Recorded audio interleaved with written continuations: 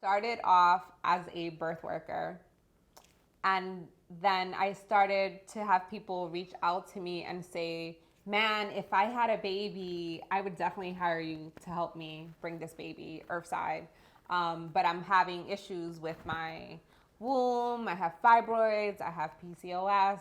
I have, all these hosts of issues. So when I figure that out, then I'll reach out. But around the same time, I was going to herbalism school with Karen Rose, and I started to get curious about, well, what if I could help you?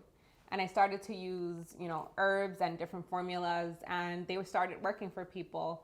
And it was very rewarding to be part of someone's preconception journey, help be there for them as a doula, and then also be there at their birth.